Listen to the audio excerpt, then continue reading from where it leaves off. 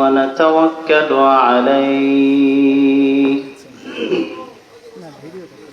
ونعوذ بالله من شرور أنفسنا ومن سيئات أعمالنا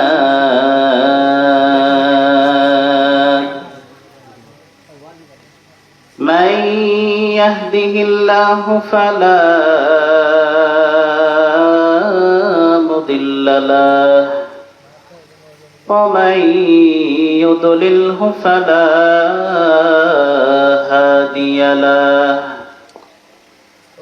وأشهد أن لا إله إلا الله وحده لا شريك له وأشهد أن محمدًا عبد الله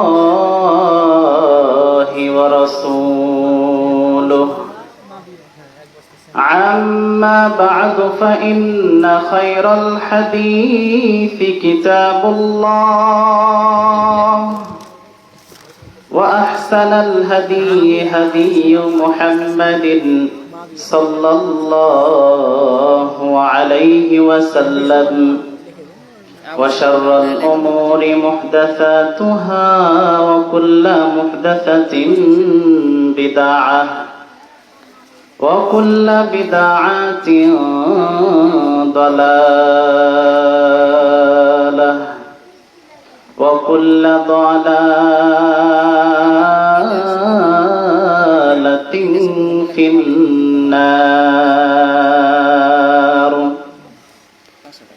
الذي أرسله بالحق بشيرا ونذيرا وداعيا إلى الله بإذنه وسراجا وقمرا منيرا فقد قال الله تبارك وتعالى في كلامه المجيد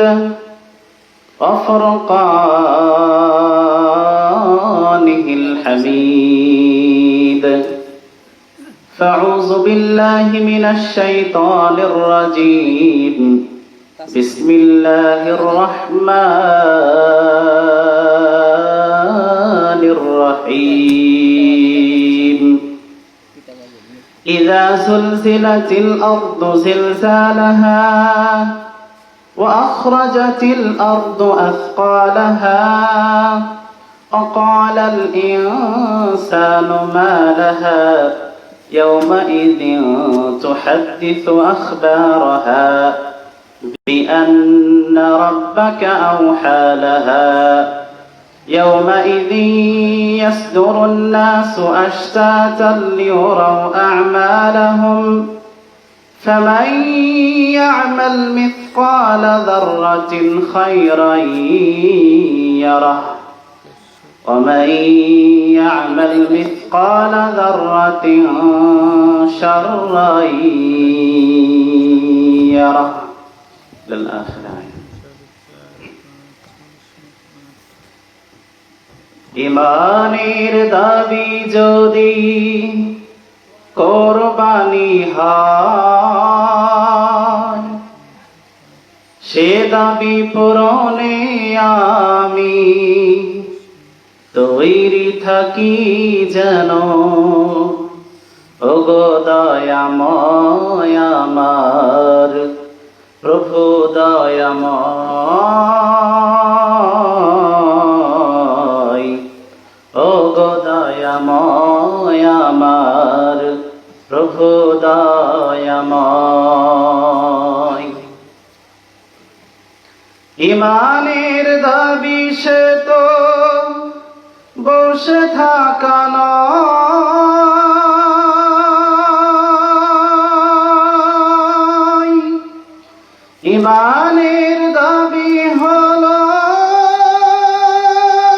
কিছু বিনিময়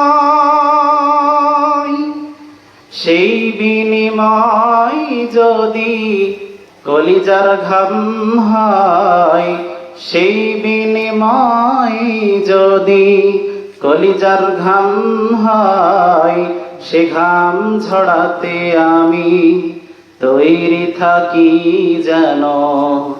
ওগো দয়াময় আমার প্রভু দয়াময়,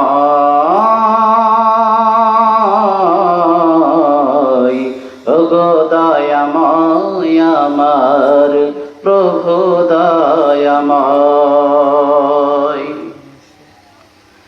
ইমানের দাবি সে তো অগ্নি শিখা,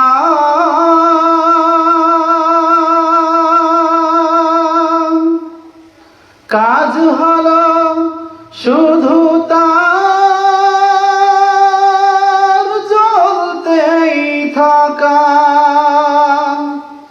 ইমানের দাবি সে তো অগ্নি শিখা, কাজ হলো শুধু তার জ্বলতেই থাকা। নিঃশেষে এই আমি জ্বলে জ্বলে জীবনের দাম যেন খুঁজে পাই। ওগো দয়াময় আমার প্রভু দয়াময়, ওগো দয়াময় আমার প্রভু দয়াময়। লিল্লাহে তাকবীর। আলহামদুলিল্লাহ, সর্বাপেক্ষা শুকরিয়া সেই সত্তার নিমিত্তে যে সত্তা আজকে আমাদেরকে বিভিন্ন কাজকে উপেক্ষা করে আজকে যে মাহফিলে আমাদেরকে উপস্থিত হওয়ার আল্লাহ তাআলা তৌফিক দান করলেন, সে আল্লাহ তাআলার বারগাহে আনন্দের চিত্তে শুকরিয়া জ্ঞাপন করি। আমরা সকলেই বলি আলহামদুলিল্লাহ। দরুদ ও সালাম পাঠাই শেষ নবীর প্রতি, আমরা সংক্ষেপে দরুদ পাঠ করি, বলি সাল্লাল্লাহু আলাইহি ওয়াসাল্লাম। আপনারা আরেকটু সামনের দিকে আসবেন, একটু সামনের দিকে আসেন। মানে যেখানে ফাঁকা থাকবে শয়তান শুধু মানে গুতা দিবে, কোথায় বসে আছিস? বাড়িতে সুন্দর আরাম আয়েশের জায়গা আছে, বিবি আছে, সবকিছু বাড়িতে সুন্দরভাবে বালিশ পড়ে আছে, কেতা বালিশ সবকিছু পড়ে আছে। শয়তান বলবে বাড়িতে যা, কি শুনছিস? এরকম শয়তান কি করবে? এই জন্য শয়তানকে কোন রকম চান্স আমরা দিব না ইনশাআল্লাহ, বলি ইনশাআল্লাহ। যতক্ষণ ধরে আলোচনা করব কুরআন ও হাদিস থেকে কিছু কথা আপনাদেরকে আমি বলার আপ্রাণ চেষ্টা চালাবো। আমা তাওফীকি ইল্লা বিল্লাহ। কর্মডাঙ্গার মানুষ, আচ্ছা এখানে আপনারা যারা এসেছেন ইতিপূর্বে আমাকে দেখেছেন, চেনেন এরকম ব্যক্তি কে কে? একটু হাত উঠান তো। আমাকে চেনেন, দেখেছেন ইতিপূর্বে? অনেকে আছেন, হয়তো অনেকে আছেন, হয়তো অনেকে আবার ভুলে গেছেন, এমনটাও হতে পারে। ইনশাআল্লাহ আমি হয়তো অনেকে না চিনলেও পরিচয় আপনারা পেয়ে যাবেন ইনশাআল্লাহ। তো আজকে আমি ভূমিকা লম্বা করছি না, সরাসরি মূল আলোচনায় চলে যেতে চাচ্ছি। কারণ যে মসজিদের উন্নয়ন কল্পে মাহফিল করা হয়েছে, পাশাপাশি মানুষেরও উন্নয়ন হয়, ঠিক আছে না? মানুষদেরকে কোরআন হাদিস থেকে কিছু কথা শোনালে মানুষও উপকৃত হয়। তো এটা সকলের জন্যই উন্নয়ন, মানুষেরও উন্নয়ন, মসজিদেরও উন্নয়ন। কথা বলেন ঠিক কিনা? তো আমরা এই জন্যই কিন্তু এখানে উপস্থিত হয়েছি। এবং মা বোনদের প্যান্ডেলে অনেক মা বোনেরা উপস্থিত হয়েছেন। প্রিয় দিনী ভাইয়েরা, দিনী ভাই বললে আবার রাগ করিয়েন না অনেকে। আমি প্রায় মাহফিলে গেলে এই কথাটা একটু বলি। অনেক বয়স্ক চাচা বা দাদার বয়সের অনেকে থাকে, অনেকে আবার ভাই বললে এরকমটা কি মনে করে, এরকমটা হতে পারে। কিন্তু আল্লাহ রাসূল সাল্লাল্লাহু আলাইহি ওয়াসাল্লাম আবু বকর রাদিয়াল্লাহু তাআলা আনহুর কাঁধে হাত দিলেন, দিয়ে ইয়া আখিয়া, হে আমার দিনী ভাই বলে কাছে টেনে নিয়ে আসলেন। এখন আপনাদেরকে বলতে চাই যে আবু বকর রাদিয়াল্লাহু তাআলা আনহু আল্লাহ রাসূল সাল্লাল্লাহু আলাইহি ওয়াসাল্লামের কে হন? শ্বশুর হন। কিন্তু শ্বশুর হওয়ার পরেও আল্লাহ রাসূল সাল্লাল্লাহু আলাইহি ওয়াসাল্লাম তার কাঁধে হাত দিয়ে বলছেন ইয়া আখিয়া, হে আমার দিনী ভাই, হে আমার দিনী ভাই।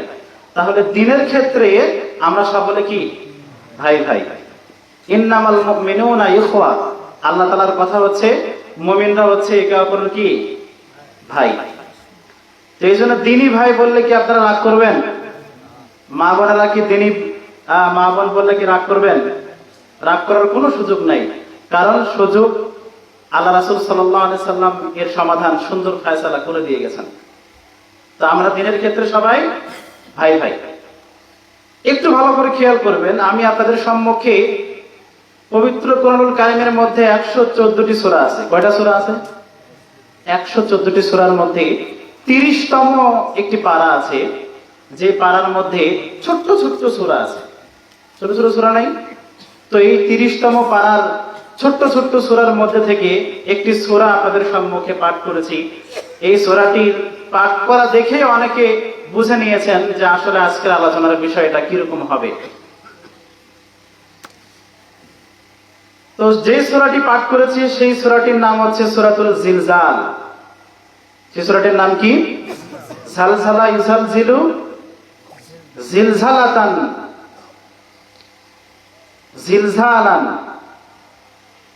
তো জিলজাল হচ্ছে ভূমিকম্প, প্রকম্প, কেঁপে ওঠে এরকম আর কি। এক কথায় বলা যায় ভূমিকম্প। তো জিলজাল হচ্ছে ভূমিকম্প। তো আজকের আলোচনার বিষয় হচ্ছে ভূমিকম্প, নাকি? তো এই প্রকম্পন নিয়ে আজকে আপনাদের সম্মুখে আলোচনা হবে যে আসলে প্রকম্পিত হবে কি, কিসের প্রকম্পন। এই সূরাটির মধ্যে যে একটা বিষয়, মনে করেন যে যেই সূরার মধ্যে কোন একটা বিষয় বেশি গুরুত্বপূর্ণ হয়, সেই গুরুত্বপূর্ণ বিষয়কে নিয়েই কিন্তু মূলত সূরার নামকরণ হয়েছে, ঠিক আছে না? যেমন সূরাতুল বাকারাতে যদি আমরা লক্ষ্য করি, সেই সূরাতুল বাকারাতে গরু নিয়ে, গাভী নিয়ে বেশ প্রসিদ্ধ একটি ঘটনা আছে। এই ঘটনাকে কেন্দ্র করে সূরার নাম হয়েছে বাকারা। যদিও বিদ্বানরা বলে থাকেন বা ইতিহাস খুঁজতে দেখি যে সূরার নামগুলো সাধারণত পরে দেওয়া হয়েছে। সূরা হচ্ছে খণ্ড।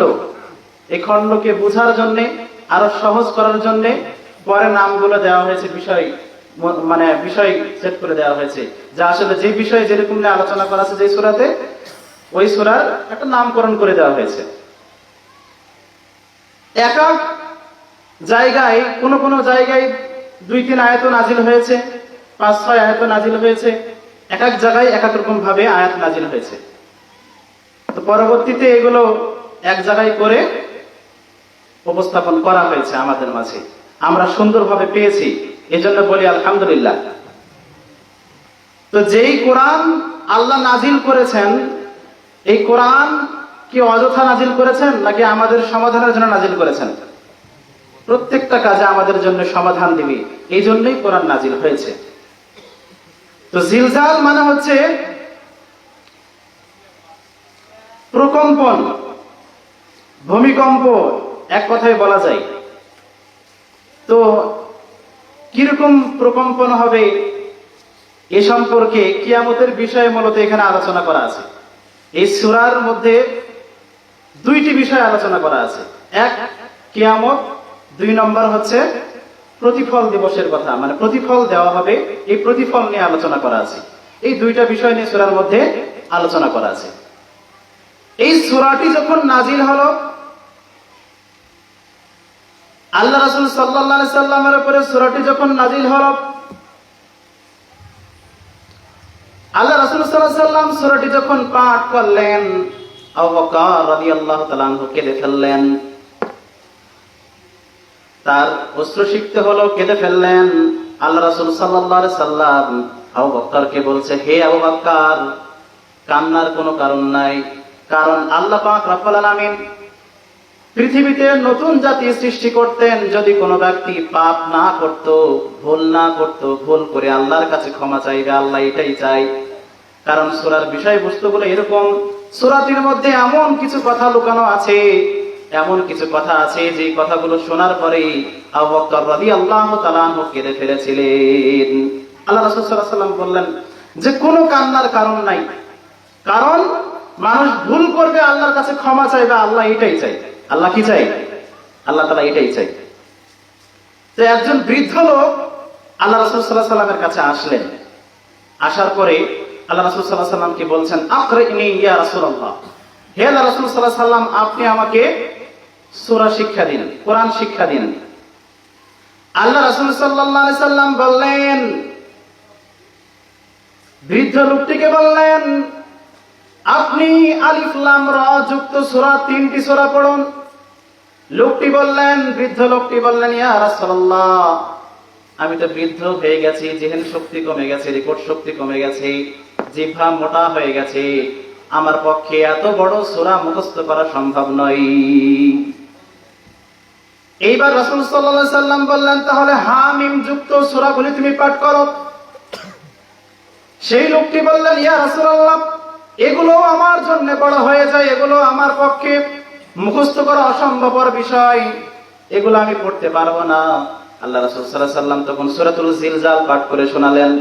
সূরা জিলজাল যখন পাঠ করলেন, শোনার পরে ওই লোকটি বললেন, বৃদ্ধ লোকটি বললেন, ইয়া রাসূলুল্লাহ, ওয়াল্লাযী বা'আসাকা বিল হাক্কি লা ইয়াজিদু আলাইহা আবাদান।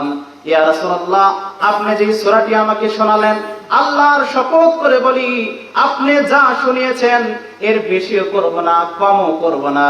এমন কথা বলে লোকটি বাড়ির দিকে ফিরে চলে যেতে লাগলেন। আল্লাহ রাসূল সাল্লাল্লাহু আলাইহি সাল্লাম বললেন সাহাবাদেরকে, হে সাহাবারা, তোমরা কি সফল ব্যক্তিকে দেখতে চাও? তোমরা কি সফল ব্যক্তিকে দেখতে চাও? তখন সাহাবারা তো আমল প্রেমী ছিলেন। সাহাবারা তো রাসূল সাল্লাল্লাহু আলাইহি সাল্লাম যে কথা বলতেন, সেই কথার কি বলেন না বলেন এরকম আগ্রহ নিয়ে রাসূল সাল্লাল্লাহু আলাইহি সাল্লামকে প্রশ্ন করতেই থাকতেন। তো রাসূল সাল্লাল্লাহু আলাইহি সাল্লামই যখন বললেন যে আমি তোমাদেরকে সফল ব্যক্তি দেখাতে চাই, তোমরা কি সফল ব্যক্তি দেখতে চাও? আল্লাহ রাসূল সাল্লাল্লাহু আলাইহি সাল্লাম বললেন যে ওই লোকটিকে ডেকে নিয়ে আসো। রাসূল সাল্লাল্লাহু আলাইহি সাল্লাম বললেন, এই লোকটি হচ্ছে সফল ব্যক্তি। রাসূল সাল্লাল্লাহু আলাইহি সাল্লাম কি বললেন? লোকটি তো সফল ব্যক্তি। তো তাহলে এই সূরাটির মধ্যে এমন কিছু বিষয় নিয়ে আলোচনা করা হয়েছে। কেউ কেউ বলেছেন যে এই সূরাটির যে বিষয় আছে, এই বিষয়গুলোকে কেউ যদি ভালোভাবে আমল করার চেষ্টা করে, আমলে নেয়, পারলৌকিক জীবনের চিন্তা ভাবনা তার মাথার মধ্যে ঢুকায়, তাহলে আর কিছু আলোচনা তার জন্য লাগবে না। তাহলে এমন একটি সূরা আপনাদের সম্মুখে আমি পাঠ করেছি, এদিকে যেমন তেমন সূরা, সূরাটি ছোট হলেও যেমন তেমন সূরা এটি, এর মধ্যে কত সুন্দর আলোচনা করা আছে। দেখেন কি আলোচনা করা আছে। আল্লাহ পাক রব্বুল আলামিন বলছেন, ইযা যুলজিলাতিল আরদু জিলজালাহা। আল্লাহ পাক রব্বুল আলামিন বলছেন, ইযা যুলজিলাতিল আরদু জিলজালাহা, যখন জমিনটা প্রকম্পনে প্রকম্পিত হবে। কখন প্রকম্পিত হবে? ইসরাফিল আলাইহিস সালাতু ওয়াস সালাম সিংহা নিয়ে রেডি হয়ে আছেন, প্রস্তুত হয়ে আছেন। আল্লাহ পাক রব্বুল আলামিন যখন ইসরাফিলকে বলবে, হে ইসরাফিল, সিংহায় ফুৎকার দাও। যখন সিংহায় ফুৎকার দিবে, ফুৎকার দেওয়ার সঙ্গে সঙ্গে সমস্ত কিছু একাকার হয়ে যাবে, জমির উলটপালট হয়ে যাবে। এমন একটা অবস্থা হয়ে যাবে কিয়ামতের অবস্থা। এটাকেই বলা হয় কিয়ামত। এই যে কিয়ামতের প্রথম ফুৎকারে কিয়ামত সংঘটিত হবে, জমির উলটপালট হয়ে যাবে, একবারে মসজিদ বলেন, বাড়ি বলেন, কোনো কিছু এক থাকবে না, সমস্ত কিছু সমান হয়ে যাবে, জমিনটা সমান হয়ে যাবে। পানি বলেন, মাটি বলেন, একবারে মিলে যাবে, সবকিছু সমান হয়ে যাবে। প্রথম ফুৎকারে এরকম অবস্থা হবে। তারপরে দ্বিতীয় ফুৎকার হবে 40-এর পরে। সাহাবায়ে কেরামেরা বললেন, ইয়া রাসূলুল্লাহ, 40 দিন নাকি 40 সপ্তাহ নাকি 40 মাস নাকি 40 বছর নাকি 40 যুগ? এইরকম প্রশ্ন সাহাবায়ে কেরামেরা করলেন। আল্লাহ রাসূল সাল্লাল্লাহু আলাইহি সাল্লাম উত্তর দিলেন না যে আসলে 40 দিন নাকি 40 সপ্তাহ নাকি 40 মাস নাকি 40 বছর। এইরকম কোনো কিছু বললেন না। দ্বিতীয় ফুৎকার যখন হবে, দ্বিতীয় ফুৎকারের কথা আল্লাহ তাআলা বলছেন, ওয়া আখরাজাতিল আরদু আসকালাহা। এই দ্বিতীয় ফুৎকারে জমিন তার বোঝা সমূহকে বের করে দিবে। এই জমিনের মধ্যে আমরা জমিনের বোঝা কি, এর ব্যাখ্যা করতে গিয়ে বিভিন্ন জন বিভিন্নভাবে ব্যাখ্যা করেছেন। তার মধ্যে মানুষেরা যখন, সমস্ত মানুষ তো মারা যাবে, ঠিক আছে না? কিয়ামত যখন সংগঠিত হবে, কেউ কি বেঁচে থাকবে? কেউ বেঁচে থাকবে না। তখন সমস্ত মানুষ মাটির সাথে মিশে যাবে। তারপরে কত আগে অনেক মানুষ মারা গেছে, তারা তো আগেই মাটির সাথে একবারে মিশে গেছে, ঠিক আছে না? তো কিয়ামতের দিনে জমিন তার বোঝা বের করে দিবে। ওয়া আখরাজাতিল আরদু আতকালাহা, মানে মানুষগুলো জমিন থেকে উঠে যাবে। তারপরে ব্যাখ্যা করতে গিয়ে কেউ কেউ বলেছেন যে এই যে স্বর্ণ মুদ্রা টাকা পয়সা যা আছে, মানুষেরা যত কিছু উপার্জন করেছে, উপার্জিত সম্পদ যার যার সামনে উপস্থিত করা হবে। মানে আপনার আমার সম্পদ যত ছিল জমিনে উপার্জন করেছি, এই সম্পদগুলো আমার সামনে উপস্থিত করা হবে। যার সম্পদ তার সামনে উপস্থিত করা হবে। কিয়ামতের ময়দানে সম্পদগুলো মানুষের সম্মুখে উপস্থিত করা হবে। কিয়ামতটা প্রাথমিক কিয়ামত যে সংগঠিত হবে, দুনিয়া যে উলটপালট হয়ে যাবে, এটা তো অনেক ভয়াবহ অবস্থা হবে। তারপরে পরবর্তী সিংহাত ফুৎকার, দ্বিতীয় ফুৎকারের পরে যে আরো তো ভয়াবহ অবস্থা হবে। প্রথম ফুৎকারে এমন অবস্থা হবে, একজন গর্ভবতী মা তার পেট দিয়ে, তার পেট থেকে গর্ভপাত হয়ে যাবে, সে টের পাবে না, এমন একটা অবস্থা হয়ে যাবে। আবার দুগ্ধপুষ্ট শিশু তার কাছে ছিল, কোলে ছিল, কখনো হারিয়ে যাবে, এমন একটা অবস্থা হয়ে যাবে, সে টেরই পাবে না। প্রথম অবস্থায় এরকম ভাবে কিয়ামত যখন সংগঠিত হবে, দুনিয়া উলটপালট হয়ে যাবে। দ্বিতীয় অবস্থা কি, মানুষ যখন কবর থেকে উঠবে, ওঠার পরে মানুষে উঠবে, ধন সম্পদ গুলো তোলা হবে। ওয়া আখরাজাতিল আরদু আতকালাহা, জমিন তার বোঝা সমূহকে বের করে দিবে। কেন? সামনে আল্লাহ পাক রব্বুল আলামিন এটার উত্তর দিচ্ছেন। এরপর আল্লাহ পাক রব্বুল আলামিন বলছেন, আকালাল ইনসানু মা লাহা, যখন জমিন তার বোঝা সমূহকে বের করে দিবে, জমিন তার সম্পদগুলো বের করবে, তারপরে মানুষেরা উঠে যাবে কবর থেকে, মাটি থেকে উঠে যাবে। আকালাল ইনসানু মা লাহা, তখন মানুষেরা বলবে, এর কি হলো, কি খবর, জমিন এরকম করছে কেন, জমির সম্পদগুলো তুলে ফেলছে কেন, আমাদের সম্পদগুলো আমরা দেখতে পাচ্ছি। আল্লাহ পাক রব্বুল আলামিন বলছেন, ইয়াউমাইদিন তুহাদ্দিসু আখবারাহা, জমিন তার বৃত্তান্ত খুলে বলবে, জমিনের মধ্যে কি করা হয়েছে সমস্ত কিছু খুলে বলবে। আপনি আমি জমিনে হাঁটা চলাফেরা করেছি, কোথায় চুরি করেছি, ওই জমিন পটপট করে বলে দিবে।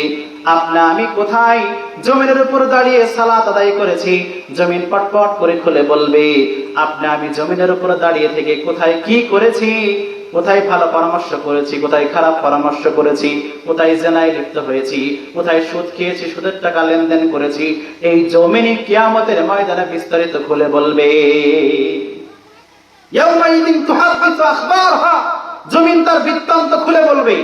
কেন? কেন? বিআন্না রাব্বাকা আওহা লাহা, কেননা জমিনকে আল্লাহ পাক রব্বুল আলামিন কিয়ামত জিজ্ঞাসা করবে। বিআন্না রাব্বাকা আওহা লাহা, জমিনকে এই আদেশ দিবে, তুমি তোমার বৃত্তান্তগুলো খুলে বলো। জমিনকে বলা হবে, জমিন বলে দিবে, আপনি আমি কোথায় কি করেছি, ডাকাতি করেছি, চুরি করেছি, কার সম্পদ লুণ্ঠন করেছি, কোথায় কি কুপরামর্শ করেছি, কোথায় ভালো পরামর্শ করেছি, কোথায় দাঁড়িয়ে সুন্নাত সালাত পড়েছি, নফল পড়েছি, কোথায় কি করেছি না করেছি, সমস্ত কিছু জমিন খুলে বলবে। শুধু জমিনই বলবে না, আপনার আমার এই মুখটাকে মোহর মেরে দেওয়া হবে। আল্লাহ পাক রব্বুল আলামিন বলছেন, আল-ইয়াওমা নাখতিমু আলা আফওয়াহিহিম ওয়া তুকাল্লিমুনা আইদিহিম ওয়া তাশহাদু আরজুলুহুম বিমা কানু ইয়াকসিবুন। আল্লাহ পাক রব্বুল আলামিন কিয়ামতের ময়দানে কি করবেন? আল-ইয়াওমা নাখতিমু আলা আফওয়াহিহিম, আল্লাহ মুখে মোহর মেরে দিবেন। ওয়া তুকাল্লিমুনা আইদিহিম, হাত কথা বলবে, হাতগুলো কথা বলবে।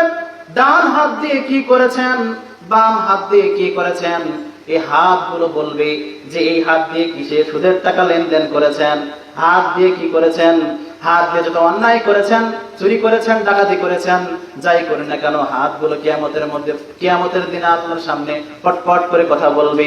অতুকাল্লিমুনা আইদিহিম ওয়া তাশহাদু আরজুলুহুম, এবং তাদের পা গুলো সাক্ষ্য দিবে, পা দিয়ে হেঁটে কোথায় কি করেছে। ওয়াতাশহাদু আরজুলুহুম বিমা কানু ইয়াকসিবুন, তারা এগুলো দিয়ে যা কিছু উপার্জন করেছে সমস্ত কিছু কিয়ামতের ময়দানে সমস্ত কিছু খুলে বলবে। মুখ দিয়ে বলতে হবে না কিয়ামতের দিনে, মুখ দিয়ে বলতে হবে না যে আপনি বলবেন যে না আমি বলবো না, আল্লাহ আমাকে জিজ্ঞাসা করছে করুক, আমি বলবো না। যদি আমি এ কথা বলিও, কিয়ামতের দিনে হাতগুলো কথা বলবে, পা কথা বলবে, আপনার বডির যেখানে যে কাজ যেটা দিয়ে আপনি যা কাজ করেছেন সেগুলো কথা বলবে কিয়ামতের দিনে। মুখ দিয়ে বলতে হবে না। হাতকে যখন জিজ্ঞাসা করবে হাতই বলে দিবে, পাকে জিজ্ঞাসা করবে তাই বলে দিবে। এজন্য আসুন আমরা আল্লাহ পাক রব্বুল আলামিনের যেগুলো বিধান আছে, রীতি আছে, পদ্ধতি আছে, সেগুলো অনুযায়ী আমাদের জীবনকে পরিচালনা করার চেষ্টা করি। আল্লাহ তৌফিক দান করুন, আল্লাহুম্মা আমিন। একটু ভালো করে খেয়াল করবেন। আচ্ছা, আপনারা কি আমার কথা বুঝতে পারছেন?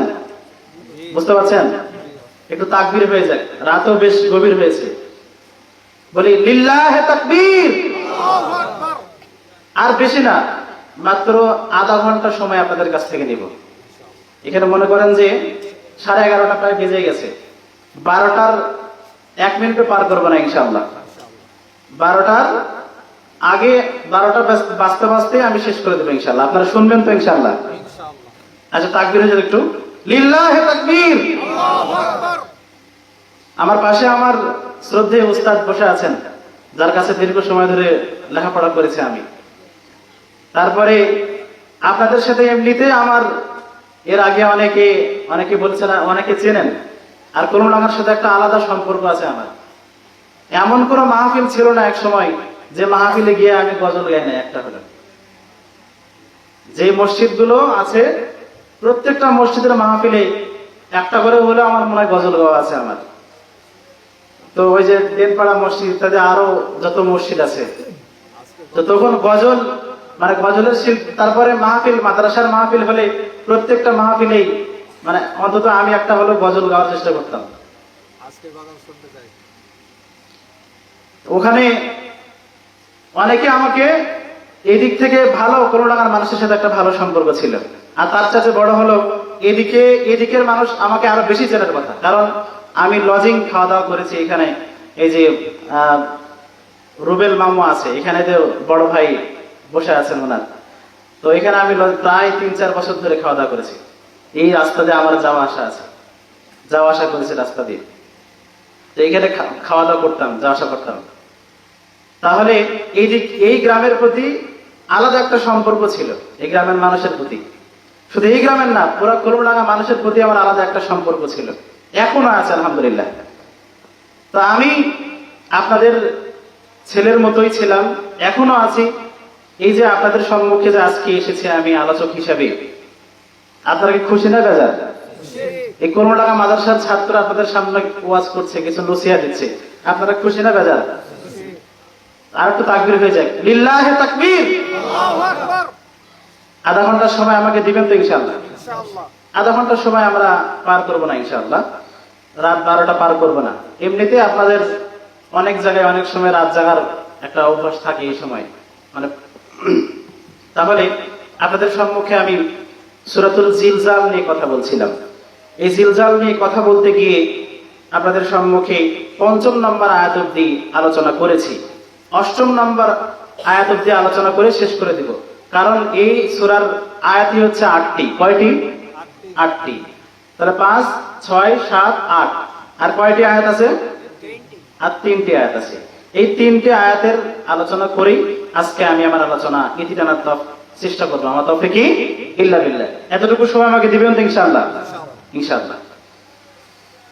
এরপরে আল্লাহ পাক রব্বুল আলামিন বলছেন, ইয়াউমাইযিন يصدر الناس أشتاتا ليروا أعمالهم فمن يعمل مثقال ذرة خيرا يره ومن يعمل مثقال ذرة شرا يره আল্লাহ পাক রব্বুল আলামিন বলেছেন ইয়াউমাইযি ইয়াসদুরুন নাসু আশতাতা, সেই দিন কিয়ামতের ময়দানটা অত্যন্ত ভয়াবহ হবে। তখন মানুষেরা ইয়াউমাইযি ইয়াসদুরুন নাসু আশতাতা, মানুষ দলে দলে ছোটাছুটি করবে। লিউরাউ আমালাহুম, আমলগুলো দেখানোর জন্য, যে তাদের আমলগুলো দেখানো হয়ে যায়। কারণ সেই অবস্থাটা অত্যন্ত ভয়াবহ হয়ে যাবে। 1 মাইল আধা মাইল উপরে সূর্য চলে আসবে, এত সূর্যের তাপ, জমিনটা তামা হয়ে যাবে। মানুষেরা হাহাকার করবে, হায় হায় কোথায় গেলে নেকি পাওয়া যাবে, কোথায় গেলে ছাড় পাওয়া যাবে, কোথায় গেলে কি হবে। এমন একটা সময় চলে আসবে, মানুষেরা এমন ক্লান্ত হয়ে যাবে, মানুষেরা বলবে যে হায় হায় আমাদের জন্য ফায়সালা হয়ে যাক, হয় জান্নাত না হলে জাহান্নাম হয়ে যাক, কিছু একটা ডিসিশন হয়ে যাক। এরকম একটা অবস্থায় পড়ে যাবে। কিয়ামতের দিবসটা এত ভয়াবহ হবে, মানুষেরা অতিষ্ঠ হয়ে বলবে যে হয় আমার জান্নাত হোক না হলে জাহান্নাম হোক, এরকম একটা ফায়সালা হয়ে যায়। এমন একটা সিচুয়েশন হয়ে যাবে। তো সেই কিয়ামতের ময়দানে আল্লাহ পাক রব্বুল আলামিন বিচার কার্য পরিচালনা করবে। এই বিচার কার্য পরিচালনা করতে গিয়ে ফামাইয়ামাল মিসকালা যাররাতিন খায়রান ইয়ারাহ, যদি কেউ 1 যাররা পরিমাণ ভালো আমল করে তো কিয়ামতের ময়দানে আল্লাহ পাক রব্বুল আলামিন তাকে সেই প্রতিফল তাকে দিবেন, তাকে সেটা দেখাবেন। ফামাইয়ামাল মিসকালা যাররাতিন খায়রান ইয়ারাহ, যদি 1 যাররা পরিমাণ ভালো আমল করে কেউ, কিয়ামতের ময়দানে আল্লাহ পাক রব্বুল আলামিন তাকে তা দেখাবেন। ওমাইয়ামাল মিসকালা যাররাতিন শাররান ইয়ারাহ, যদি 1 যাররা পরিমাণ খারাপ আমলও করে কিয়ামতের ময়দানে আল্লাহ পাক রব্বুল আলামিন তাকে তা দেখাবেন। তো ভালো আমল করলেও আল্লাহ দেখাবে, খারাপ আমল করলেও আল্লাহ দেখাবেন। এখন যাররা কি, এই যাররার ব্যাখ্যা করতে গিয়ে অনেকে অনেকভাবে করেছেন। এই যে আমরা ধূলিকণা দেখি না, ধূলিকণা দেখি না, এই যে ধূলিকণাগুলো যদি অনেক টুকরো করা হয় তখন এটা আমরা যাররা। কেউ এটাকে বলে, কেউ সরিষার দানার কথা বলেছেন, এই সরিষার দানাকেও যদি আরো টুকরো টুকরো করা হয় সেটা হচ্ছে যাররা। তো তাহলে বোঝা গেল যে 1 যাররা বা 1 বিন্দু, মানে যে প্রকারই ভালো কাজ হোক না কেন কিয়ামতের ময়দানে আল্লাহ এর প্রতিফল দিবেন, আমাদেরকে দেখাবেন। আবার যদি 1 যাররা পরিমাণ খারাপ আমলও হয় কিয়ামতের ময়দানে আল্লাহ পাক রব্বুল আলামিন আমাদেরকে দেখাবেন। একটু ভালো করে খেয়াল করবেন, কিয়ামতের ময়দানটা অত্যন্ত ভয়াবহ হয়ে যাবে। কিয়ামতের দিনে আল্লাহ পাক রব্বুল আলামিন বান্দাকে যখন কাঠগড়ায় দাঁড় করাবেন, তাকে যখন প্রশ্ন করবেন, কিয়ামতের দিনে আল্লাহ পাক রব্বুল আলামিন আউয়ালু মা ইউহাসাবু বিহিল আবদু ইয়াউমাল কিয়ামাতিস সালাত, কিয়ামতের দিনে আল্লাহ সালাত সম্পর্কে প্রথমে জিজ্ঞাসা করবেন। কিয়ামতের দিনে কি সম্পর্কে জিজ্ঞাসা করবেন? সালাত। আবার কিছু কিছু হাদিসের মধ্যে পাওয়া যায় আল শাবাবিকা ফিমা আফনা, এটা আরেকটা সেক্টর, যে কিয়ামতের দিনে আল্লাহ তাআলা আমাদেরকে আমাদের যৌবনকাল সম্পর্কে জিজ্ঞাসা করবেন। আমাদের যৌবনকালটাকে আমরা কোন কাজে কাটিয়েছি, কোন কাজে ব্যয় করছি। জীবনে একবার মসজিদে আসলাম নাকি আসলাম না, জীবনে সালাত পড়লাম নাকি পড়লাম না, জীবনের সময়টাকে, যৌবনকালটাকে এত অযথা আমরা কাটিয়ে দিলাম। অনেক যুবক আছে দেখবেন, ওরা মনে করে যে আমরা বৃদ্ধকালে উপনীত হব, তারপরে বৃদ্ধকালে উপনীত হওয়ার পরে আমরা নামাজ, রোজা, হজ, যাকাত যা আছে সমস্ত কিছু করব। এরকম আছে না? এরকম বলে। কিন্তু আপনারা বলেন, আমরা যে বৃদ্ধকাল পর্যন্ত বাঁচবো এর কোনো গ্যারান্টি আছে? এর কোনো গ্যারান্টি আছে? নাই, এর কোনো গ্যারান্টি নেই। এখনই আমাদের জান কবজ হয়ে যেতে পারে। আমরা রাস্তা দিয়ে হাঁটছি, এই রাস্তা দিয়ে হাঁটতে হাঁটতে আমাদের অ্যাক্সিডেন্ট হয়ে যেতে পারে, পারে না? এজন্য আসুন আমরা আমাদের যৌবনকালটাকে কাজে লাগানোর চেষ্টা করি। আল্লাহ তৌফিক দান করুন, আল্লাহুম্মা আমিন। আল্লাহ পাক রব্বুল আলামিন সে আমাদেরকে সুন্দরভাবে আমরা যাতে করে জীবন পরিচালিত করতে পারি, সুন্দর জীবন কাটাতে পারি, এরকম ভাবে রাসূল সাল্লাল্লাহু আলাইহি ওয়াসাল্লামের তরিকা অনুযায়ী আল্লাহ তাআলা যে পদ্ধতি দিয়েছেন সেই অনুপাতে জীবন পরিচালিত করতে পারি, সে তৌফিক আমাদেরকে দান করুন, আল্লাহুম্মা আমিন। একটু ভালো করে খেয়াল করবেন, সময় বেশি নিব না, আর কিছু অল্প সময়ের মধ্যে আমি শেষ করে দিব। মানুষের সংখ্যা যদি কম থাকে আলোচনা করতে ভয় লাগে, বুঝছেন? মানুষের সংখ্যা যদি কম থাকে আলোচনা করতে ভয় লাগে, না জানে কি হয় না হয়। আর মানুষ যখন একা দুইটা করে যে কোনো কারণে কোঠাকুটি করে আরো মানে অমনোযোগী হয়, মানে এর ভাব চলে আসে। আর এমনিতেই কলমডাঙ্গা কত মানুষ মাহফিল শুনবে, মাহফিলের কি অভাব আছে? এই মাহফিলে আমার মনে হয় কলমডাঙ্গাতে বছরে প্রায় 50টার মতো মাহফিল হয়, ঠিক আছে না? 40-50টার মতো কলমডাঙ্গাতে মাহফিল হয়। আর মাহফিল কত মানুষ শুনবে? আল্লাহ যে আপনাদের ধৈর্য শক্তি দিয়েছেন, আল্লাহ পাক রব্বুল আলামিন এই ধৈর্য শক্তি গুণ আজীবন যেন রাখতে পারি এবং মাহফিল আমলের নিয়তে আমরা শুনতে পারি, আল্লাহ তৌফিক দান করুন, আল্লাহুম্মা আমিন। প্রিয় দিনী ভাইরা, তাহলে কিয়ামতের দিনে আল্লাহ প্রতিদান দিবেন। এক জাররা পরিমাণ ভালো আমল হলেও, এক জাররা পরিমাণ খারাপ আমল হলেও কিয়ামতের দিনে আল্লাহ প্রতিফল দিবেন। কিয়ামতের ময়দানটা, কিয়ামতের দিনে আল্লাহ পাক রব্বুল আলামিন যখন বান্দার আমলনামা বান্দাকে দিবেন, যদি খারাপ আমল হয় ডান হাতে, ভালো আমল হলে বা খারাপ আমল হলে বাম হাতে, ভালো আমল হলে ডান হাতে আমলনামা পাবে। আমরা সকলে ডান হাতের আমলনামা নিতে রাজি আছি তো ইনশাআল্লাহ? তাহলে ডান হাতের আমল করার চেষ্টা করতে হবে। একটু ভালো করে খেয়াল করবেন, কিয়ামতের ময়দানটা এত ভয়াবহ হয়ে যাবে, কিয়ামতের দিনেও কিন্তু আল্লাহ পাক রব্বুল আলামিন একটু সুযোগ দিবে, হে বান্দা তোমার যদি আমল দিয়ে না হয়, তাহলে তোমার যদি কিছু আমলের সংকট থাকে, কিছু দেখা যাচ্ছে কিছু আমলের জন্য তুমি জান্নাতে যেতে পারছো না, কিয়ামতের ময়দানে আল্লাহ পাক রব্বুল আলামিন ছাড় দিবেন, যাও তুমি যাও, গিয়ে আমল যদি তোমার ভাই দেয়, বোন দেয় বা কেউ দেয় তাদের কাছ থেকে নিয়ে আসো, সমস্যা নাই। তাহলে তোমাকে এই উসিলা হলে পারা জান্নাতে যাওয়া যেতে পারে। বা সুপারিশ, তার সুপারিশ কিয়ামতের দিনে তো আল্লাহ পাক রব্বুল আলামিন কিছু কিছু হাফেজ আলেমদেরকে সুপারিশ করার মতো তৌফিক দিবেন। আল্লাহ পাক রব্বুল আলামিন ওইরকম হাফেজ আলেমদের অন্তর্ভুক্ত যেন আল্লাহ আমাদের করেন, আল্লাহুম্মা আমিন। না হলেও একটা সন্তানকে হাফেজ বানানোর চেষ্টা করবেন, আলেম বানানোর চেষ্টা করবেন। একজন মেয়ে আছে, সেই মেয়েটাকে হাফেজ আলেম বানানোর চেষ্টা করবেন তো ইনশাআল্লাহ। একটু ভালো করে খেয়াল করবেন, কিয়ামতের ময়দানটা অত্যন্ত ভয়াবহ হবে। আমল নিয়ে ছোটাছুটি করবে মানুষ। ইয়াউমা ইয়াফিরু মিন আখিহি ওয়া উম্মিহি ওয়া আবিহি, কিয়ামতের দিনে মানুষ যখন তার ভাইয়ের কাছে যাবে, বাবার কাছে যাবে, মায়ের কাছে যাবে, গিয়ে বলবে মা আমাকে একটা আমল দিন। কিয়ামতের ময়দানটা এত ভয়াবহ হবে, মাও চিনবে না, বোনের কাছে যাবে বোনে চিনবে না, ভাইয়ের কাছে যাবে ভাইও চিনবে না, এমন একটা অবস্থা হয়ে যাবে। কিয়ামতের ময়দানটা অত্যন্ত ভয়াবহ হবে, কেউ চিনবে না। সেই দিন চেনার একমাত্র পদ্ধতি হচ্ছে সৎ আমল। কি পদ্ধতি? সৎ আমল। সৎ আমল চেষ্টা করতে হবে আমাদের করার। এই জন্য কিয়ামতের ময়দানে সবাই ছোটাছুটি করবে। ছোটাছুটি করতে গিয়ে দলবদ্ধ হয়ে কেউ কেউ আদম আলাইহিস সালামের কাছে যাবে। আদম আলাইহিস সালামের কাছে যাওয়ার পরে তাকে গিয়ে বলবে, আদি পিতা আদম, আপনি আমাদের জন্য সুপারিশ করুন, আল্লাহর কাছে যান। আদম আলাইহিস সালাম বলবেন, তোমাদের জন্য সুপারিশ করতে পারবো না, কারণ আমি নিজেই ভুল করে বসে আছি। তিনি সুপারিশ করতে পারবে না। তিনি বলবেন, আমি নিজেই ভুল করেছি। কি ভুল? যে আল্লাহ তাআলা আমাকে জান্নাতের মধ্যে শখ করে থাকতে দিয়েছিলেন। কোথায়? ওয়ালা জান্নাতের মধ্যে আল্লাহ আদমকে থাকতে দিয়েছিলেন না? আদম এবং হাওয়াকে আল্লাহ থাকতে দিয়েছিলেন না? তো দেওয়ার পরে ওয়ালা তাকরাবা হাযিহিশ শাজারাতা ফাতাকুনা মিনাজ জালিমিন, আল্লাহ বললেন যে হে আদম হাওয়া, জান্নাতের মধ্যে যত নাজ নিয়ামত আছে সমস্ত নাজ নিয়ামত তোমাদের ভক্ষণ করো, কোনো সমস্যা নাই, কিন্তু ওয়ালা তাকরাবা হাযিহিশ শাজারা, এই গাছের নিকটে যাবে না। মানে ওই গাছের কোনো কিছু খাওয়া তো দূরের কথা, গাছের নিকটেও যাবে না। যাই হোক, শয়তানের প্ররোচনায় পড়ে হাওয়া আলাইহিস সালাম গেলেন। তারপরে ফল যখনই ভক্ষণ করা হলো, আল্লাহ পাক রব্বুল আলামিন তার ইশারায় তাদের গা থেকে জান্নাতের পোশাকগুলো খুলে পড়তে লাগলো।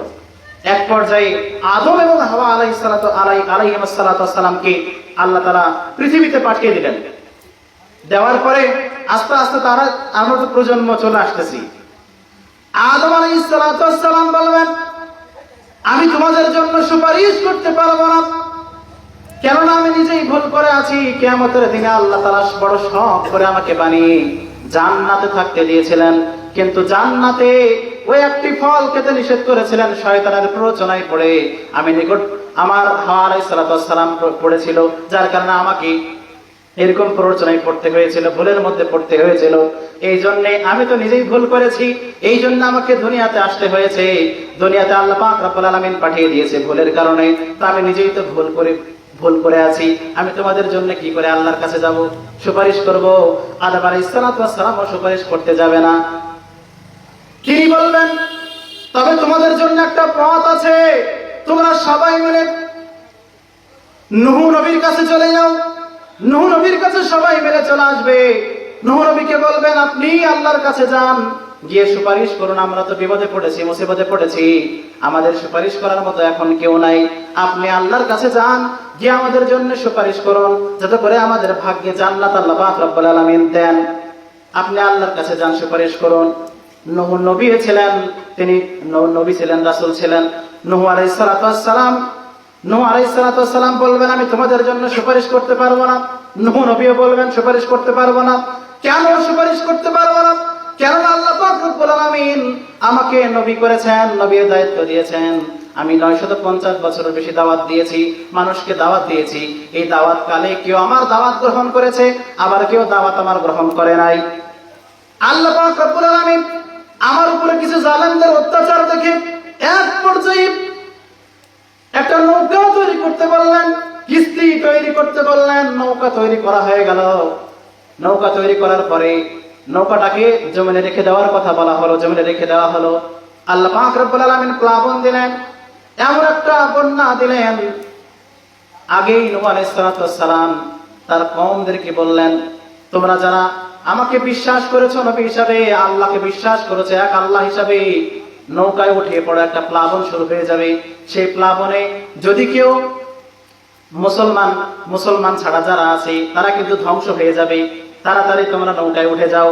তার কথা যারা শুনেছিলেন তারা নৌকায় উঠে গিয়েছিল। নৌকায় ওঠার পরে তারই সন্তান, একটা কেনান নামে সন্তান ছিল। সেই সন্তানই ইসলাম কবুল করে নাই, তার পিতাকে নবী হিসাবে স্বীকৃতি দেয় নাই।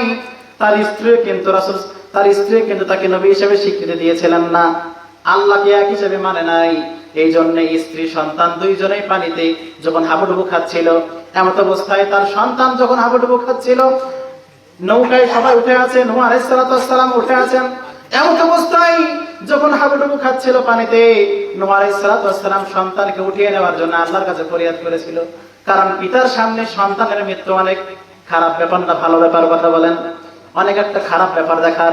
এই জন্য নূহ আলাইহিস সালাম আল্লাহর কাছে ফরিয়াদ করেছিলেন, আল্লাহ, হে আল্লাহ, আমার সন্তানকে আপনি হেফাজত করুন, আমার সন্তানকে নৌকায় ওঠানোর ব্যবস্থা করুন। আল্লাহর কাছে ফরিয়াদ করেছিলেন। আবার কেউ কেউ বলেছেন হাতও নাকি এগিয়ে দিয়েছিলেন। এরকম ভাবে নূহ আলাইহিস সালাম কিয়ামতের ময়দানে বলবেন, আমি তো তোমাদের জন্য সুপারিশ করতে পারবো না, কেননা আল্লাহ পাক রব্বুল আলামিন আমাকে কাফেরদেরকে, যারা কুফরি করেছিল, মুশরিক ছিল, তাদেরকে নৌকায় উঠিয়ে না নেওয়ার জন্য আমি তারপর আমার সন্তানের জন্য ফরিয়াদ করেছিলাম। আল্লাহকে বলেছিলাম আমার সন্তানকে উঠিয়ে নেওয়া হোক, বাঁচানো হোক। তো আমি নিজেই ভুল করে বসে আছি, একটা কাফেরের জন্য আত্মনাদ করেছিলাম। আমার সন্তান কুফরি করেছিল, কাফের ছিল, এই সন্তানের জন্য আত্মনাদ করেছিলাম, আল্লাহর কাছে কেঁদে কেঁদে বলেছিলাম।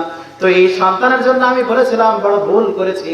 কিয়ামতের ময়দানে আল্লাহ পাক রব্বুল আলামিনের সেই কিয়ামতের ময়দানে নূহ আলাইহিস সালাম বলবেন, কওমদেরকে বলবেন, জাতিদেরকে বলবেন যে আমি তোমাদের জন্য সুপারিশ করতে পারবো না, আজকে আমি তোমাদের জন্য সুপারিশ করতে পারবো না, নিজেই ভুল করে বসে আছি, আমি নিজেই ভুল করেছিলাম।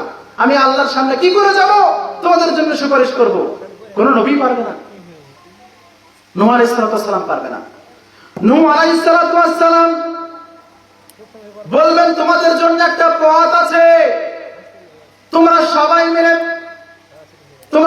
মিলে ইব্রাহিম আলাইহিস সালামের কাছে চলে যাও। সবাই মিলে ইব্রাহিম নবীর কাছে চলে আসবে। ইব্রাহিম নবীর কাছে আসার পরে দলবদ্ধ হয়ে ইব্রাহিম নবীর কাছে চলে আসবে। ইব্রাহিম খলিলুল্লাহর কাছে চলে আসবে। আসার পরে ইব্রাহিম খলিলুল্লাহকে বলবেন, আপনি আমাদের জন্য সুপারিশ করুন, আল্লাহর কাছে যান, আপনি আমাদের জন্য সুপারিশ করুন।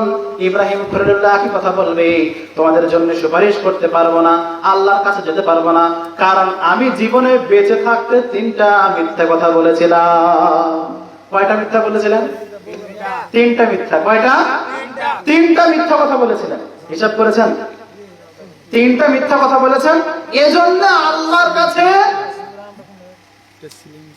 উম্মতদের জন্য সুপারিশ করতে যেতে সাহস পাচ্ছেন না। কয়টা মিথ্যা কথা? আর আমরা এমন এক জাতি, এমন এক মানুষ, কেউ কেউ বিডির জন্য মিথ্যা কথা বলে দেয়, আছে না? মিথ্যা কথা বলে দেয় না? মিথ্যা কথা বলা যাবে? মিথ্যাবাদীর বন্ধু হওয়া যাবে? যাবে না। মিথ্যাবাদীর বন্ধু হইও না, হইও না সঙ্গীতার, না হলে তোমার জীবন সবই হয়ে যাবে ছারখার। মিথ্যাবাদীর বন্ধু হইও না। সদাই মিথ্যা বলতে পারে যে, সব অন্যায় করতে পারে সে, ধীরে ধীরে তার শেষ হয়ে যায় লেশটুকু লজ্জার, লেশটুকু লজ্জার। মিথ্যাবাদীর বন্ধু হইও না, হইও না সঙ্গীতার, না হলে তোমার জীবন সবই হয়ে যাবে ছারখার। মিথ্যাবাদীর বন্ধু হইও না। মিথ্যা কথা বলা যাবে না, মিথ্যার আশেপাশেও যাওয়া যাবে না, মিথ্যাবাদীকে বন্ধু হিসাবেও নেওয়া যাবে না। আমাদের যারা সত্যবাদী বন্ধু আছে, সত্য কথা বলে, ন্যায় পথে চলে, সালাত আদায় করে, এমন একজন ব্যক্তিকে আমাদের বন্ধু হিসেবে চয়ন করতে হবে। আল্লাহ তৌফিক দান করুন, আল্লাহুম্মা আমিন। আমাদের ভালোবাসাটা হবে আল্লাহর জন্য। আল হুব্বু ফিল্লাহ, আল বুগদু ফিল্লাহ। ভালোবাসা হবে আল্লাহর জন্য, সম্পর্ক ছেদ হবে আল্লাহর জন্য। ইব্রাহিম নবী বলবেন, তোমাদের জন্য সুপারিশ করতে পারবো না। কেন? কেননা আমি তিনটা মিথ্যা কথা বলেছিলাম। কয়টি মিথ্যা কথা? এই তিনটা মিথ্যা কথা বলবো? কোথায় কোথায় বলেছিলেন নাকি এড়িয়ে যাব? বলবো। এই তিনটা মিথ্যা কথা বলেছিলেন। এক নম্বরে তিনি মিথ্যা কথা বলেছিলেন বিবি সারাকে নিয়ে যখন বাবেল শহর অতিক্রম করছিলেন। সেই বাবেল শহরের যিনি প্রধান ছিলেন, লুচ্চা টাইপের ছিল, শয়তান ছিল, খারাপ ছিল। সুন্দরী মেয়ে দেখলেই সে ঝাঁপিয়ে পড়ার চেষ্টা করত এবং তার সৈন্য সামন্তদেরকে বলা ছিল, সুন্দরী মেয়ে দেখলে আমার রাজপ্রাসাদে নিয়ে চলে আসবে। এরকম কিছু বিষয় তার মধ্যে দেখা গিয়েছিল।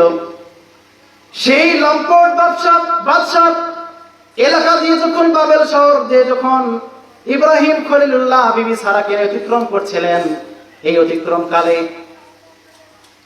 ইব্রাহিম নবী বিবি সারাকে বললেন, হে বিবি সারা, যদি তোমাকে কেউ জিজ্ঞাসা করে, যদি কেউ জিজ্ঞাসা করে আমার ব্যাপারে, যেটা কি হয়, ওই বাদশার কোন সৈন্য সামন্ত কেউ যদি জিজ্ঞাসা করে এটা কি হয়, তাহলে তুমি বলবে আমি তোমার ভাই হই।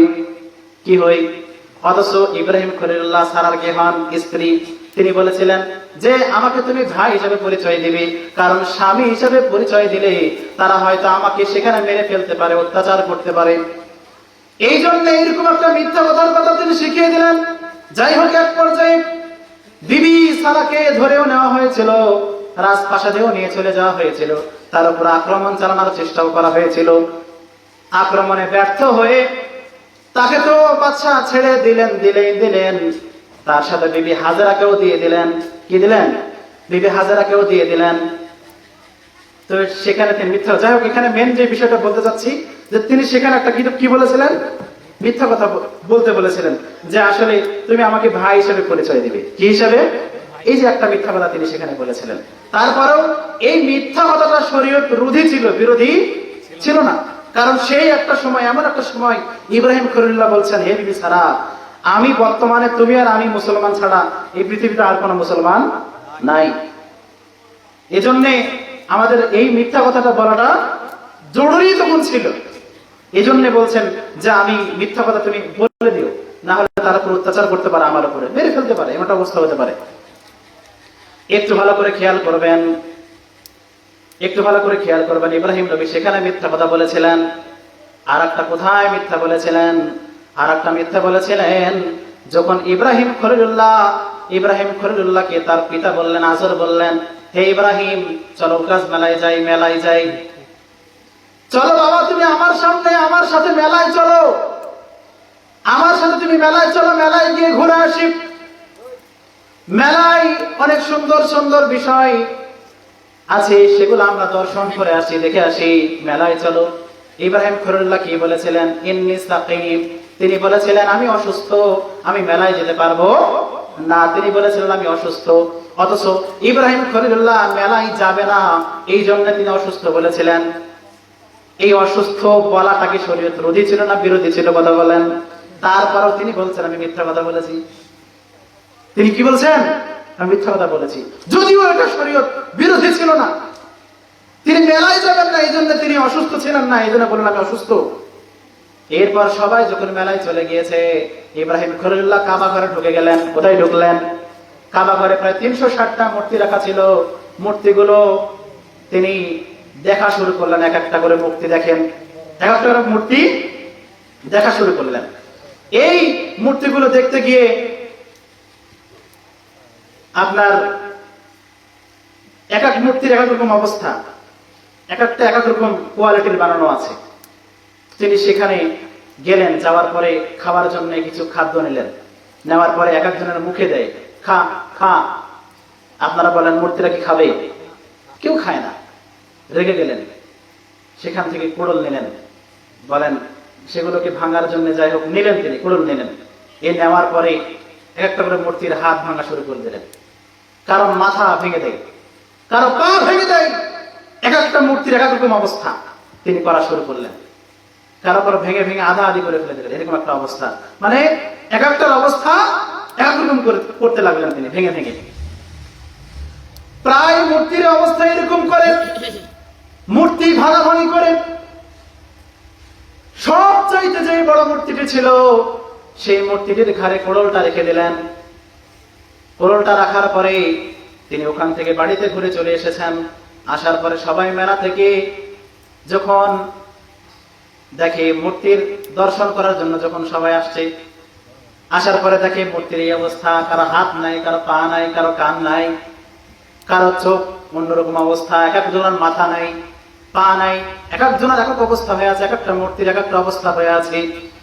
এরকম অবস্থা দেখে সবাই চিন্তিত হয়ে গেল, হায় হায় এই অবস্থা কে করলো, কার সাধ্য হলো, কার এত স্পর্ধা যে আসলে এই কাজটা করলো, কে করলো, এটা কে ভাঙলো। খোঁজাখুঁজি শুরু হয়ে গেল। এই খোঁজাখুঁজির মধ্যে এক একজনের সন্দেহ এক একজনের উপরে পড়ে। শেষ পর্যায়ে সবচাইতে বেশি সন্দেহ পড়ে ইব্রাহিম খলিলুল্লাহর উপরে। কার উপরে? ইব্রাহিম খলিলুল্লাহর উপরে একটু বেশি সন্দেহ পড়ে। কেননা তিনি ছোট থেকেই মূর্তি দেখলে বাবাকে জিজ্ঞাসা করতেন, বাবা এটা কি? এটা মূর্তি। বলে এটা কি? এটা খোদা। এটা কি? এটা খোদা। বাবা এটা খোদা আমাদের। তো খোদা যখন তাকে একবার মূর্তি বেচার জন্য তার বাবা পাঠিয়ে দিয়েছিলেন, তো সে মূর্তিগুলো ভেঙে চুড়ে চলে এসেছে। বলে খোদা, বলে এটা আমাদের খোদা, এটা আমাদের রক্ষাকর্তা, আমাদের সমস্ত কিছু পদচারণার ক্ষেত্রে, সমস্ত কিছু ক্ষেত্রে তার আমরা হেল্প পাই, সাহায্য পাই। তারপরে সমস্ত কিছু মূর্তি পড়ে ভেঙে টেঙে গেল, আর নিজেও কিছু ভেঙে দিল। ছোট থেকে এই অবস্থা। জিজ্ঞাসা করতে পারবেন এটা কি, ওইটা কি, এরকম তার প্রশ্ন ছিল ইব্রাহিম খলিলুল্লাহ তার পিতার প্রতি। তখন দেখছে হায় হায় এটা কেমন খোদা হলো যে নিজেকে নিজে রক্ষা করতে পারে না। এরকম ভাবে পিতাকে ছোট থেকে জিজ্ঞাসা করতেন। এখন আপনারা বলেন একজন পিতা তার সন্তান সম্পর্কে বেশি জানবে না? পিতার সন্দেহ হয়ে গেল, আজরের সন্দেহ হলো, আজরের সন্দেহ হয়ে গেল। এই কাজ আমার ছেলে ইব্রাহিম ছাড়ার কারণ নয়, ইব্রাহিমের এই কাজটা হয়েছে। এই জন্যে দলবদ্ধ হয়ে ইব্রাহিমের কাছে আসলো। পিতাও বলল, বাবা এই কাজটা মনে হয় তুমি করেছো। বলে এই কাজটা আমি করবো কেন? যে কাজ করেছে তার কাছে নিশ্চয় অস্ত্র শস্ত্র থাকবে, তাকে খোঁজা হোক। এইবার খোঁজাখুঁজি করতে গিয়ে দেখে সবচাইতে যেই বড় মূর্তি আছে সেই মূর্তির ঘাড়ে কোড়াল আছে। কার ঘাড়ে? বড় মূর্তির ঘাড়ে কোড়াল আছে। তখন সবাইকে তখন ইব্রাহিম নবী বললেন যে এই বড় মূর্তির কাজ হয়েছে এটা, ওই মূর্তিকে ধরো, ওই মূর্তিকে ধরো, বিচার করো, ওই মূর্তির কাজ হয়েছে এটা, বড় মূর্তি। এই বড় মূর্তি বলে ছোট মূর্তিগুলোকে ভেঙে দিয়েছে। তখন সবাই তখন উপহাস করা শুরু করে দিল একটু করে, যে আসলে কি করে সম্ভব, একটা মূর্তি তো চলতেই পারে না, ফিরতেই পারে না, কথা বলতে পারে না, যার রাগ ক্রোধ কোনো কিছু আমরা লক্ষ্য করি না, সেই মূর্তি কি করে বাকি মূর্তিগুলোকে ভাঙতে পারে? এটা কি তার পক্ষে সম্ভব? কখনোই সম্ভব না। তখন ইব্রাহিম বললেন, এবার চান্স পেয়েছি কথা বলার। ইব্রাহিম নবী তখন বললেন যে মূর্তি কথা বলতে পারে না, যে মূর্তি খেতে পারে না, যে মূর্তি চলতে পারে না, যে মূর্তি ফিরতে পারে না, কাউকে সাহায্য করতে পারে না, নিজেকেই রক্ষা করতে পারে না, সেই মূর্তিকে আপনারা কি করে খোদা হিসেবে মানেন? এরকম নসিহা যখন দেওয়া শুরু করেছে, তখন সবার সন্দেহ আরো জটিল হয়ে গেছে যে নিশ্চয় এটা ইব্রাহিমেরই কাজ। ইব্রাহিম নবী বললেন যে হ্যাঁ, যে আমি করেছি। যাই হোক, এক পর্যায়ে তাকে শুলে চড়ানো হলো, আগুনে ফেলা হলো। সে আগুনটা কি হয়ে গেছেন? ফুল বাগিচা আল্লাহ পাক রব্বুল আলামিন করে দিয়েছেন। আল্লাহ চাইলে সবকিছু করতে পারেন। যে ইব্রাহিম নবী 3টা মিথ্যা কথা বলেছিলেন। 1, সারাকে বলেছিলেন আমাকে ভাই হিসেবে পরিচয় দিবে। 2, তিনি অসুস্থ ছিলেন না, তারপরও তিনি বলেছেন মেলায় যাবেন এই জন্য অসুস্থ। 3 নম্বর তিনি যে মিথ্যা কথা বলেছেন তা হচ্ছে ওই যে বলেছেন যে মূর্তি তো আমি ভাঙি নাই, ভেঙেছে বড় মূর্তি, বড় মূর্তির খালি গোড়াল দেখো, তিনি বলেছিলেন। এই 3টা মিথ্যা কথা, যদিও 3টা মিথ্যা কথা শরীয়ত বিরোধী ছিল না, তারপরও তিনি বলবেন কওমদেরকে যে আমি তোমাদের জন্য আল্লাহর কাছে সুপারিশ করতে পারবো না। মানুষদেরকে বলবে তোমাদের জন্য সুপারিশ করতে পারবো না। ইব্রাহিম নবী বলবেন তবে তোমাদের জন্য একটা পথ আছে, রাস্তা আছে, সবাই মিলে মুসা কালিমুল্লাহর কাছে চলে যেতে পারো। মুসা কালিমুল্লাহর কাছে চলে যাবে, দলবদ্ধ হয়ে মুসা কালিমুল্লাহর কাছে যাবে। মুসা কালিমুল্লাহকে বলবেন হে মুসা নবী, আপনি তো নবী রাসূল, আপনি আল্লাহর কাছে যান, গিয়ে আমাদের জন্য সুপারিশ করুন। আপনি তো আল্লাহর কাছের একজন ব্যক্তি, কারণ পৃথিবীতে যত নবী আল্লাহ রাসূল প্রেরণ করেছিলেন সবচাইতে আল্লাহর সাথে কে বেশি কথা বলেছেন? ডিরেক্টলি কথা বলেছেন কে? হযরত মুসা কালিমুল্লাহ। মুসা কালিমুল্লাহ সরাসরি যতবার কথা বলেছেন, আল্লাহ রাসূল সাল্লাল্লাহু আলাইহি ওয়াসাল্লাম শেষ নবী মুহাম্মদুর রাসূলুল্লাহ সাল্লাল্লাহু আলাইহি ওয়াসাল্লাম এতবার বলেননি। তিনি আপনার সিনাই পর্বতে গিয়ে আল্লাহর সাথে সরাসরি কথা বলতেন। সেখানে মুসা কালিমুল্লাহকে বলবেন মুসা কালিমুল্লাহ আপনি আল্লাহর কাছে যান, আপনি তো আল্লাহর প্রিয় একজন ব্যক্তি। এই জন্য তাকে কালিমুল্লাহ বলা হয়, কারণ তিনি বেশি আল্লাহর সাথে কথা বলেছেন। এই মুসা কালিমুল্লাহকে বলবে, মুসা কালিমুল্লাহ বলবে আমি তোমাদের জন্য সুপারিশ করতে পারবো না। মুসা কালিমুল্লাহ বলবে সুপারিশ করতে পারবো না। কেন?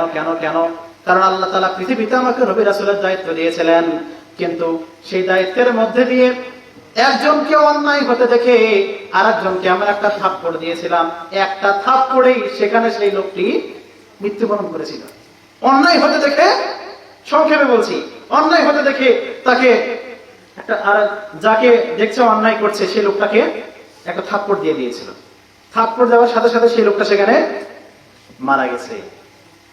তো মুসা কালিমুল্লাহ বলছেন এই একটা আমার মনে হয় এটা অন্যায় হয়েছে, এই জন্য কিয়ামতের দিনে মুসা কালিমুল্লাহ আল্লাহর সামনে দাঁড়াতে তিনি ইতস্তবোধ মনে করবেন যে আমি আল্লাহর সামনে যাব না। মুসা কালিমুল্লাহ বলবেন তোমাদের জন্য সুপারিশ করতে পারবো না। সবাই দলবদ্ধ হয়ে তাকে যখন বলবে সুপারিশ করতে পারবো না, মুসা কালিমুল্লাহ বলবেন তবে তোমাদের জন্য একটা পথ আছে, রাস্তা আছে, সবাই মিলে তোমরা যেতে পারো ঈসা নবীর কাছে। কোথায় যেতে পারো? সবাই মিলে ঈসা নবীর কাছে যখন চলে আসবে, ঈসা নবীকে বলবেন আপনি আল্লাহর কাছে যান, আপনি আমাদের জন্য একটু সুপারিশ করুন। ঈসা নবী একই কথা বলবে তোমাদের জন্য আমি সুপারিশ করতে পারবো না। কোন নবী পারবে না। সবাই বলবে যে আমি সুপারিশ করতে পারবো না। এক একজনের এক একটা কোনো না কিছু ভুল তারা স্বীকার করবেন এবং আল্লাহর সামনে যেতে ইতস্তবোধ মনে করবেন। ঈসা নবীও আল্লাহর সামনে দাঁড়াতে তিনি ইতস্তবোধ মনে করবেন যে আমি যাব না। কেন? কারণ এখনো যারা ইসরায়েল ধর্ম পালন করে খ্রিস্টানরা আছে না, তারা কি করে ঈসা নবীকে মানে, তারা মনে করে মানে, কিন্তু ঈসা নবী যেভাবে বলেছেন সেভাবে তারা মানে না। এই ভুল একটা ঈসা নবী ভাঙিয়ে দিতে পারে নাই মানুষের মধ্যে, এই জন্য তিনি একটু ইতস্তবোধ মনে করবেন, আল্লাহর সামনে যাবেন না। ঈসা নবীও সুপারিশ করতে পারবে না, সুপারিশ করবেন না। তবে তিনি একটি পথ দেখিয়ে দেবেন, তোমাদের জন্য পথ আছে, শেষ একটি পথ আছে। তোমরা সবাই মিলে শেষ নবী সাইয়্যিদুল আম্বিয়া, নবীকুলের শিরোমণি নবী মুহাম্মদুর রাসূলুল্লাহ সাল্লাল্লাহু আলাইহি সাল্লামের কাছে যেতে পারো। সবাই মিলে শেষ নবী সাইয়্যিদুল আম্বিয়া, আমরা হচ্ছে সেই নবীর উম্মত। যেমন তেমন নবীর আমরা উম্মত না। পৃথিবীতে এমন কোন নবী রাসূল আল্লাহ তাআলা পাঠিয়েছেন কিয়ামতের ময়দানে প্রত্যেকটা নবী রাসূলের উম্মতের চাইতে দুনিয়াতেও শ্রেষ্ঠত্ব আল্লাহ আমাদের দান করেছেন শেষ নবীর উম্মতকে। কিয়ামতের দিনেও আল্লাহ পাক রব্বুল আলামিন এই শেষ নবীর উম্মতের শ্রেষ্ঠত্ব বজায় রাখবেন। তো সেই নবীর কাছে যাওয়ার কথা বলছেন ঈসা নবী, যে সবাই মিলে শেষ নবী সাইয়্যিদুল আম্বিয়া নবীকুলের শিরোমণি নবী মুহাম্মদুর রাসূলুল্লাহ সাল্লাল্লাহু আলাইহি ওয়াসাল্লামের কাছে যাও। সবাই মিলে নবী মুহাম্মদ সাল্লাল্লাহু আলাইহি ওয়াসাল্লামের কাছে যাবেন, আমাদের নবীর কাছে যাবেন, শেষ নবীর কাছে যাবেন সাল্লাল্লাহু আলাইহি ওয়াসাল্লাম, তার কাছে যাবেন। যাওয়ার পরে বলবেন, আপনি আমাদের জন্য সুপারিশ করতে আল্লাহর কাছে যান, আমরা বড় বিপদে পড়ে গেছি, মুসিবতে পড়ে গেছি, আমাদের ইসলাম তো জাহান্নাম হয়ে যাবে, আপনি আল্লাহর কাছে যান, আপনি ছাড়া আমাদের আর কেউ নাই এখন সুপারিশ করার, আর কোনো রাস্তা নেই যার কাছে আমরা যাবো, গিয়ে আমরা সুপারিশ পাবো বলে আশা রাখি, আপনি ছাড়া কেউ নাই এখন আর। শেষ নবী নবী মুহাম্মদুর রাসূলুল্লাহ সাল্লাল্লাহু আলাইহি ওয়াসাল্লাম আল্লাহর কাছে গিয়ে সিজদায় পড়ে যাবে। কতদিন সিজদায় থাকবে? অনেক দিন, অনেক সময় ধরে সিজদায় থাকবে, দীর্ঘদিন। আল্লাহ পাক রব্বুল আলামিন এক সময় তাকে বলবেন, ইরফা রাসাক, হে মুহাম্মদ, হে নবী, আপনি আপনার মাথাকে উঠান, আপনার কি কথা আছে, আপনার কথাকে গ্রহণ করা হবে। এবার রাসূল সাল্লাল্লাহু আলাইহি ওয়াসাল্লাম বলবেন, যে আল্লাহ তাআলা, আমার উম্মতেরা, আরো কিছু উম্মতেরা যারা বিপদ আপদ মুসিবতের মধ্যে পড়ে এসেছে, আল্লাহ তাআলা তাদের জন্য আমি সুপারিশ আপনার কাছে করতে চাই যে আপনি এদেরকে জান্নাতে দেওয়ার ব্যবস্থা করুন, জান্নাতে দেওয়ার ব্যবস্থা করুন। আল্লাহ পাক রব্বুল আলামিন সেই উম্মতের মধ্যে থেকে যারা একটু আমলের দিক দিয়ে কোয়ালিটি ভালো ছিল, আছে না, কেউ একটু বেশি আমল করে, কেউ কম আমল করে, আছে না, তো যারা আমলের কোয়ালিটি ভালো ছিল, অল্প কিছুর জন্য সমস্যায় পড়ে গেছে, কিয়ামতের দিনে আল্লাহ পাক রব্বুল আলামিন এরকম কিছু কোয়ালিটির মানুষকে জান্নাতে দিবেন। তারপরে আল্লাহ রাসূল সাল্লাল্লাহু আলাইহি ওয়াসাল্লাম আবারো সিজদায় পড়ে যাবেন। সিজদায় পড়ে যাওয়ার পরে কতদিন থাকবে কথা বলা নাই। আল্লাহ পাক রব্বুল আলামিন এক সময় বলবেন, ইরফা রাসাক, হে মুহাম্মদ, আপনি আপনার মাথা উঠান, আপনার সুপারিশ গ্রহণ করা হবে। এক পর্যায়ে মাথা উঠাবে, সুপারিশ আল্লাহ পাক রব্বুল আলামিন বলবেন, হে মুহাম্মদ, হে আমার নবী, হে আমার হাবিব, আপনি আপনার কি কথা আছে আপনি আমাকে বলুন। এবার রাসূল সাল্লাল্লাহু আলাইহি ওয়াসাল্লাম বলবেন, হে আল্লাহ, আপনার কিছু বান্দা, বেশ কিছু উম্মতেরা বিপদ আপদের মুসিবতের মধ্যে পড়ে গেছে, তাদের স্থান জাহান্নাম হয়ে যাচ্ছে, আপনি তাদেরকে জান্নাতে দেওয়ার ব্যবস্থা করুন।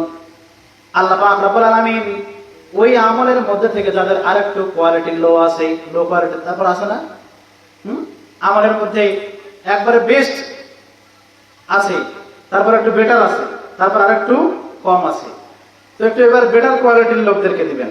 প্রথমে বেস্ট কোয়ালিটির লোক, তারপরে একটু মনে করেন যে একটু বেটার কোয়ালিটির লোককে দিবেন। তারপরে আবার আল্লাহ রাসূল সাল্লাল্লাহু আলাইহি ওয়াসাল্লাম সিজদায় পড়ে যাবেন, তৃতীয় সিজদা। সিজদায় পড়ে যাওয়ার পরে আল্লাহ পাক রব্বুল আলামিন আবার রাসূল সাল্লাল্লাহু আলাইহি ওয়াসাল্লামকে বলবেন, ইরফা রাসাক, হে মুহাম্মদ, আপনি আপনার মাথা উঠান, আপনার সুপারিশ গ্রহণ করা হবে। এরপরেও রাসূল সাল্লাল্লাহু আলাইহি ওয়াসাল্লাম যখন বলবেন যে এখনো আপনার কিছু বান্দা আছে, আল্লাহ এদেরকে জান্নাতে দেওয়ার ব্যবস্থা করুন, আল্লাহ পাক রব্বুল আলামিন আরো কিছু বান্দাকে জান্নাতে দিবেন। দেওয়ার পরে আরো কিছু লোক থেকে যাবে, আবারও সিজদায় পড়ে যাবে। তারপরে তাদের সামনে দেওয়ালটা, মানে কোরআনটা দেওয়াল হয়ে দাঁড়াবে। কেন? কারণ কোরআনের বিধান মানে নাই, কোরআনকে মানে নাই। কোরআন যা বলেছে, কোরআন সংসদে কায়েম হোক, কোরআন আমাদের মাঝে কায়েম হোক, প্রতিষ্ঠিত হোক, এরকম তারা কখনো চায় নাই। বিগত আমরা 16 বছর দেখেছি, দেখি নাই? এই 16 বছরে দেখা গেছে যে কোরআনের কথা বলতে গেলেই কোরআনের রাজনীতি আছে, অর্থনীতি আছে, সমাজনীতি আছে, সমস্ত কিছু কোরআনের মধ্যে আছে। অনেকে বলে কোরআনের রাজনীতি নেই। কোরআনে যদি রাজনীতি না থাকতো তো রাসূল সাল্লাল্লাহু আলাইহি ওয়াসাল্লাম রাষ্ট্র পরিচালনা কিভাবে করেছেন? আল্লাহ রাসূল সাল্লাল্লাহু আলাইহি ওয়াসাল্লাম রাষ্ট্রনায়ক ছিলেন না? আল্লাহ রাসূল সাল্লাল্লাহু আলাইহি ওয়াসাল্লাম রাষ্ট্র পরিচালনা করেন নাই? ওমর রাদিয়াল্লাহু তাআলা আনহু অর্ধ জাহানের খলিফা ছিলেন, তিনি রাষ্ট্র পরিচালনা করেন নাই? তো তাহলে তিনি কোরআন দিয়ে রাষ্ট্র পরিচালনা করেছেন। তাহলে কোরআনের রাজনীতি আছে, কোরআনের সমস্ত কিছু আছে, অর্থনীতি আছে, সমাজনীতি আছে, সমস্ত কিছু কোরআনুল কারীমের মধ্যে আছে। এগুলো পদ্ধতি। কেউ যদি বলে কোরআনের রাজনীতি নাই, তাহলে সে কোরআন সম্পর্কে নির্বোধ। আল্লাহ পাক রব্বুল আলামিন আমাদেরকে সঠিক বোঝার তৌফিক দান করুন, আল্লাহুম্মা আমিন। হে আল্লাহ পাক রব্বুল আলামিন, কোরআন ও হাদিসে যা এসেছে সে অনুযায়ী আমাদেরকে আমল করার তৌফিক দান করুন, আল্লাহুম্মা আমিন। কোনদিন দেখিনি তোমারে, ও গো প্রভু কোনদিন দেখিনি তোমারে,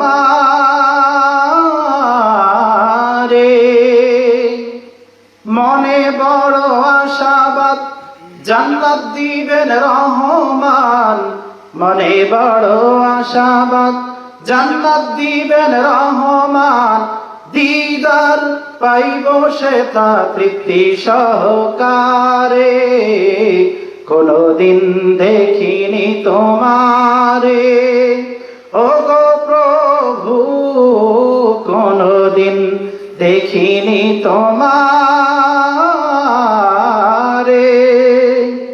শেষ বিচারের কঠিন ওয়াক্তে বিচার করার পরিবর্তে, শেষ বিচারের কঠিন ওয়াক্তে বিচার করার পরিবর্তে, মাফ করে দিও ওগো প্রভু ক্ষমা করে দিও ভাগারে। সকলে বলে আল্লাহুম্মা আমিন। ওগো প্রভু কোনদিন দেখিনি তোমারে।